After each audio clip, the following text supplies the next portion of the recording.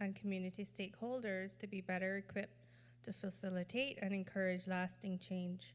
She is frequently called upon to provide training in the field of behavioral support and management, and has developed partnerships with many local schools, government agencies, and specialized care facilities. So I think that we are very privileged to have Sloan as our presenter today. And I will say that DCFS has been partnering with the Wellness Center in Sloan for quite some time, so I know that we are privileged to have her here today. Thank you very much.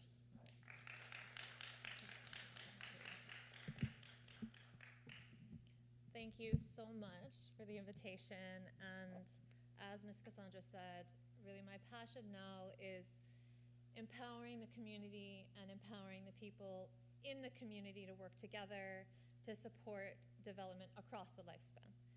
And I can skip through my introduction because Ms. Cassandra did a very good job of doing it. If anyone's joining us online, welcome, and I'm so glad you could do so, and I hope that you find this useful as well. So as Ms. Cassandra said, today's topic is keeping your brain sharp.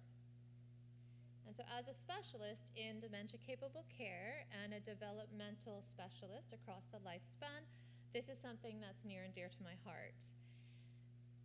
So our informational training session is going to focus on different aspects of this and different activities that we can provide and engage in to maintain our cognitive health and keep our brains smart. Next slide, please.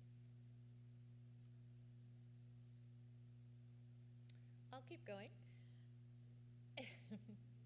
She's changing it. So we're going to go through an agenda.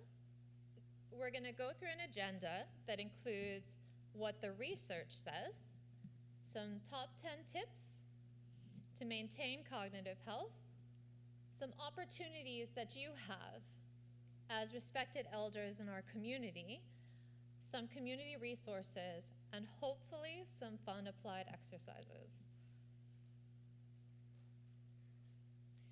So what does the research say?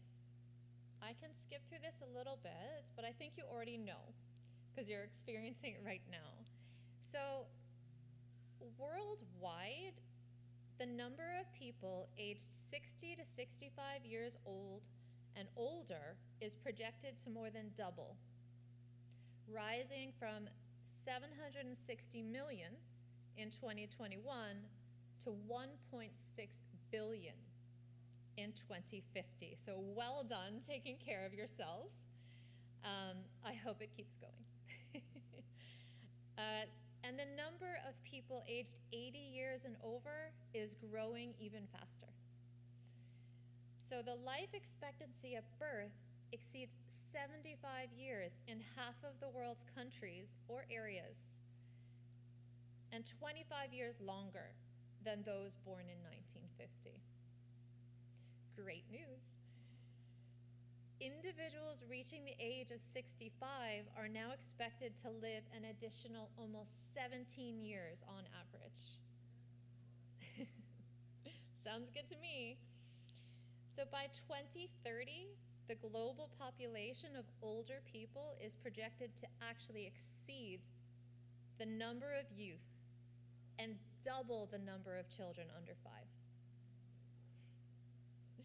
So these facts can really better help us understand how important it is for our aging population to continue to take the needed action steps to maintain your cognitive health, keep your brain sharp, and slow any contributing factors that could impact the quality of life that you will and have now as you continue to age. So, what is healthy aging? The World Health Organization has defined healthy aging as a process of maintaining functional ability to enable well-being in older age.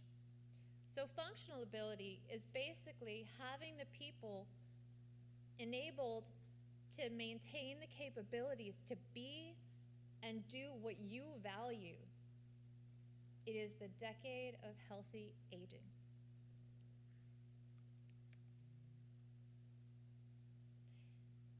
So I have a little video that I'd like to show you about the fact that the achievement of this population growth in the elderly is one of humanity's greatest achievements. But we don't just want to add years to our lives. We also want to enjoy good health and well-being in later life and add life to years. This is what healthy aging is all about.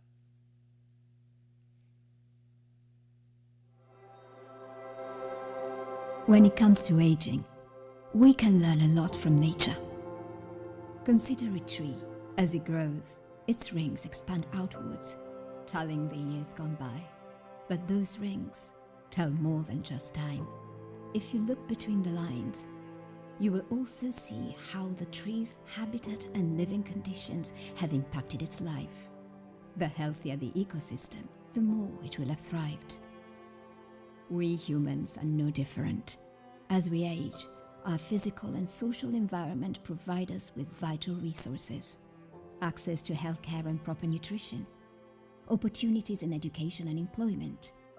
Safe housing and supportive communities become the roots that nourish our development and well-being. So what happens when we grow older if our environment does not sustain us?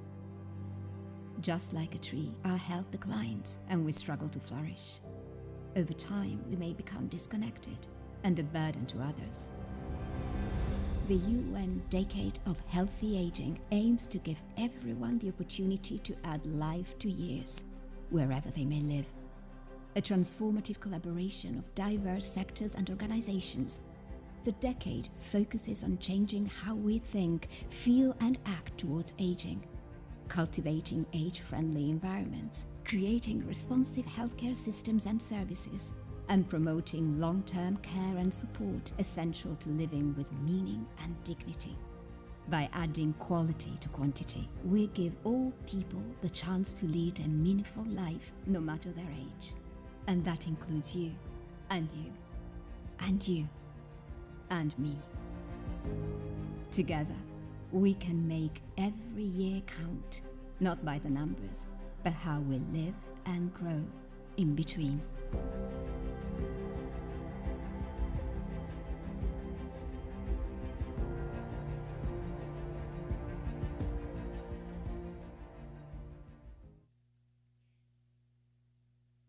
So what does the research say? How do we learn from it to support healthy aging, to support the goals of the decade of healthy aging, and keep our brains smart? Maintaining cognitive brain health is crucial for elderly individuals to ensure a high quality of life and maintain one's best ability to function independently. And there are multiple ways to promote long-term cognitive health in the aging population. We can show the next video.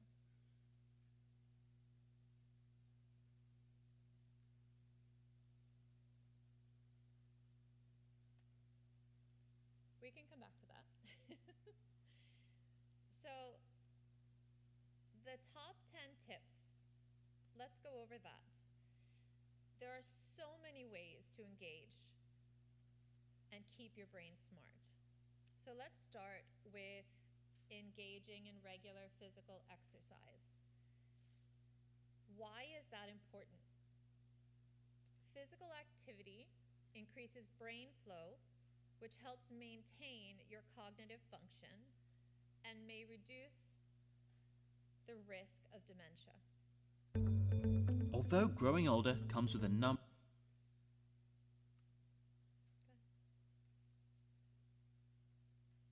We'll go back to the video first. Although growing older comes with a number of major life changes, science can help inform the things we do in the here and now to forestall the most serious features of the aging self, promoting health span and not just lifespan. Muscle mass is one of the best predictors of health and longevity. Muscle tissue is known to release its own chemicals called myokines, which can have benefits that span cognition, immunity, and anti-cancer activity. By performing regular, resistance-based exercise that prioritizes strength, we can delay the loss of bone density and risk of physical injuries. Commonly known as the sunshine vitamin, vitamin D is in fact a critical hormone that helps maintain healthy bones, boost our immune system, and improve our cardiovascular function. With age, the production of vitamin D in the skin can become less efficient, so if we don't spend enough time outdoors, our risk of vitamin D deficiency may increase. One of the most unsettling aspects of aging is the potential for neurodegenerative disease. These conditions are increasingly prevalent in those with diabetes, suggesting that the brain's blood flow and energy supply may be compromised. Research indicates that regular physical exercise, a healthy whole foods diet, and staying intellectually active could at least slow the rate of decline. As we get older, major arteries can become thicker and less flexible, leading to increased blood pressure and undue strain on the heart. A regular mindfulness practice, such as yoga or meditation, has been shown to stem the release of stress hormones like cortisol and adrenaline. By freeing us from this fight or flight state, this habit can improve blood flow and reduce the risk of heart attack and stroke. As social animals, maintaining a strong sense of community and close personal relationships into old age are underestimated contributors to longevity. While social isolation in seniors can result in significant physical and mental decline, research suggests that close loved ones offer important emotional support and behavioral modifications that can overcome periods of high stress. My metabolism is slowing down. That's what we often hear as the aging body becomes less effective at using energy, placing us at risk of obesity and type 2 diabetes. By maintaining our muscle mass and reducing sugar consumption, we can support hormonal health, preserve our metabolism, and keep our vitality into those advanced years. As scientists continue to find ways to extend our lives, paying attention to these keys to healthy aging can help increase the quality of those extra years.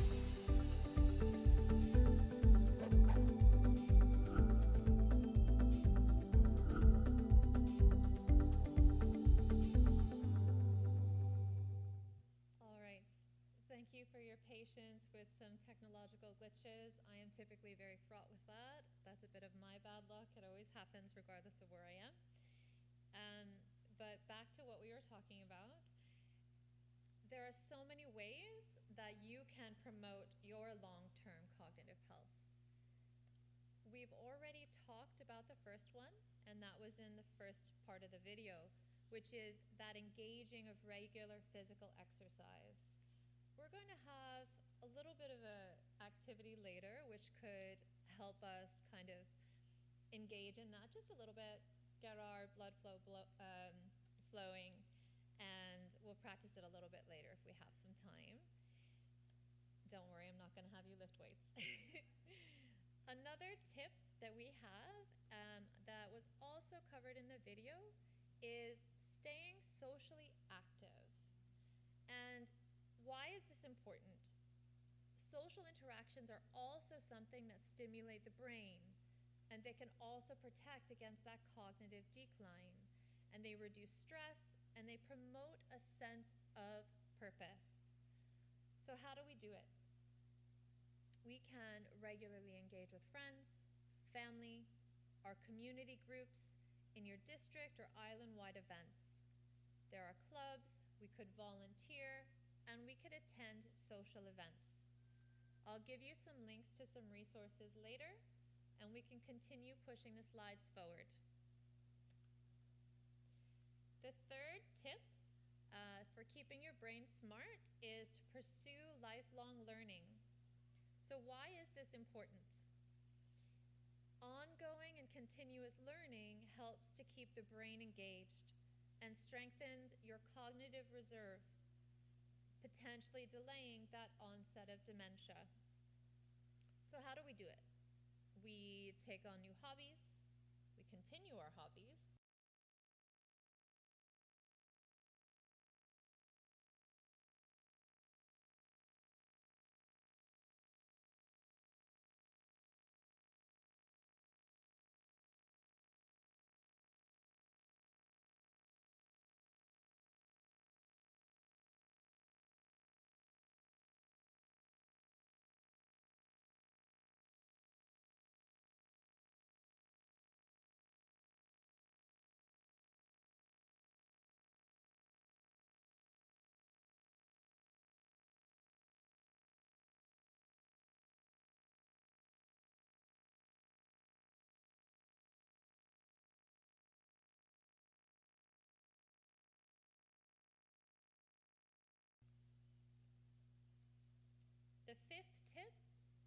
to get adequate sleep. Now, we all function better with enough sleep. I didn't really get enough sleep last night, so if I fumble over my words, that would be why. My mistake. But sleep is essential for brain health, as it helps with your memory consolidation, and it clears out your brain toxins. So how do we do that? We need to aim for 7 to 8 hours of quality sleep a night.